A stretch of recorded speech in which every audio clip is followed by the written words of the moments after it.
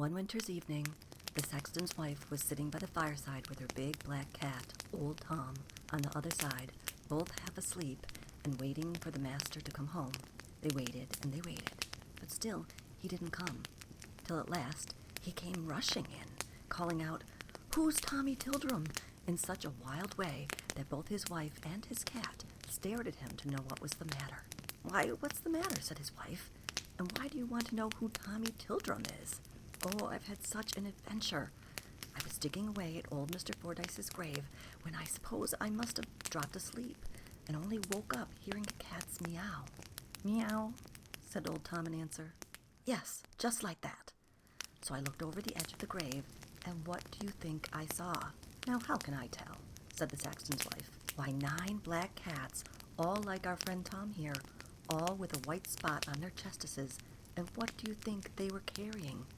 Why, a small coffin covered with a black velvet pall, and on the pall was a small coronet all of gold. And at every third step they took, they cried all together, 'Meow, meow,'" said old Tom again.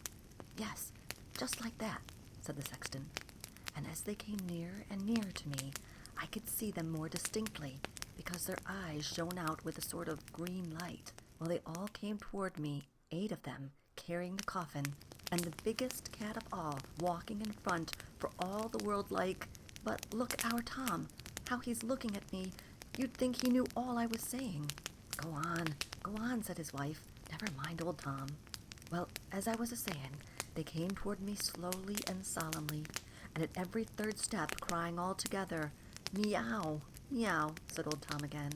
"Yes, just like that, till they came and stood right opposite Mr. Fordyce's grave, where I was. When they all stood still and looked straight at me, I did feel queer, that I did. But look at old Tom.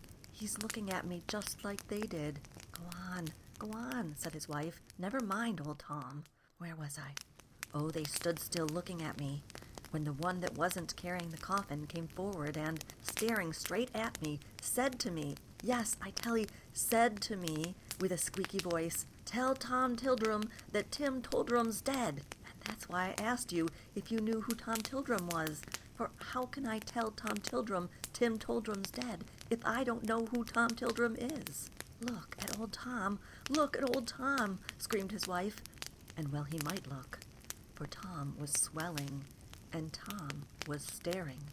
And at last Tom shrieked out, "What? Old Tim dead? Then I'm the king of the cats!" and rushed up the chimney and was never more seen.